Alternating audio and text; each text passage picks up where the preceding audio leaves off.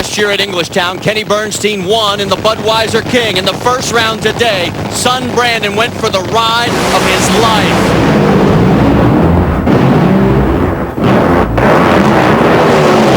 The car got out of control, hit the wall hard. Brandon up and over, and from that moment on, everyone was holding their breath. Father Kenny didn't even wait for the truck. He went bolting down the quarter mile to see how son Brandon was. The looks of concern because he was complaining of lower back pain. The jaws of life were brought in to extricate 30-year-old Brandon Bernstein, a position his father really had been in several times himself, but never this way, where he saw his son on a backboard being placed into an ambulance. Let's go back and take another look, and you'll see exactly why he had such tremendous impact.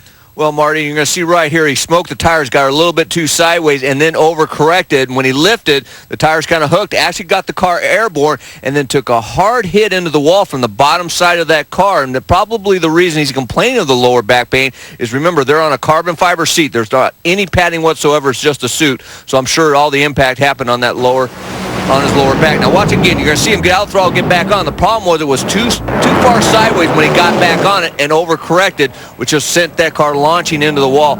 Pretty hard impact. When I first saw it, I thought it was okay, just kind of rolled up on the wall. But then when we saw it on replay, it went into it very, very hard, and that was that's a tough hit right there. You have to remember, these cars accelerate to 100 miles an hour in the first 60 feet. And even when you haze the tires like this, he is getting up over 125 miles an hour. Oh, yeah, easily. I mean, when they're smoking the tires, I mean, you can run the other end smoking the tires at well over 250 miles an hour, 240 miles an hour is not a problem. So it was very easily could have been achieved of a speed of well over 100 miles per hour when he impacted that wall.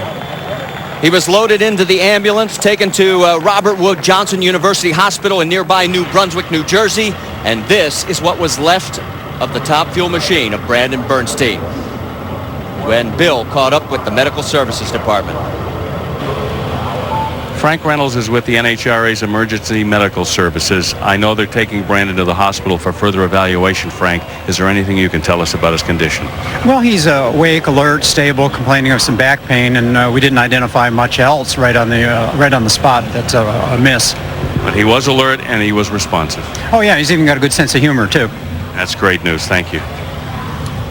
And as you take one more look, Dave Reef caught up with crew chief Tim Richards. Back here in the Budweiser Dragster Pits, team already back working on a brand new Murph McKinney chassis. As 32-year veteran Tim Richards, the crew chief on this car, you've probably seen it all, or so we thought. Well, you always see something new, but I've seen this before. I don't like it, but it's just part of what happens out here occasionally. Sometimes there's just nothing you can do about it. The conditions here are so good, and it's very difficult to tame these cars down. It's really affected this team. I mean, we look at everybody's faces, and you can tell it's hitting everybody. Well, it's a tough deal, and we have not talked to Brandon yet. We understand that he's going to be all right, but still, you know, that weighs upon your mind. It's kind of a little bit difficult to work, but this is what we do. Let's head over to Parker. Dave, crewman Tony Snyder in his third year with the Bernstein team. We don't see these kinds of accidents very often. Can you describe the emotion that you felt as you watched that run with Brandon? Well, it's kind of hard because I'm down at the end of the track, so all I saw was basically a lot of tire smoke, and then we ended up seeing a car flip over the wall. And I don't know how to explain it other than, you know, that's your best friend in the car going down the track. So when you see something like that, obviously you get scared to death and you don't know what to think, so you expect the worst. So my heart basically sunk to the ground when I saw that. Racers never give up. As Dave mentioned, they're assembling this brand new Murph McKinney chassis because why? They're optimistic that they'll be testing here tomorrow. Yeah, the good news we can report is that he was alert and even telling jokes, as you heard, had a good sense of humor going on to the hospital. We'll get more reports and we'll pass them on as we go. But I got to ask you,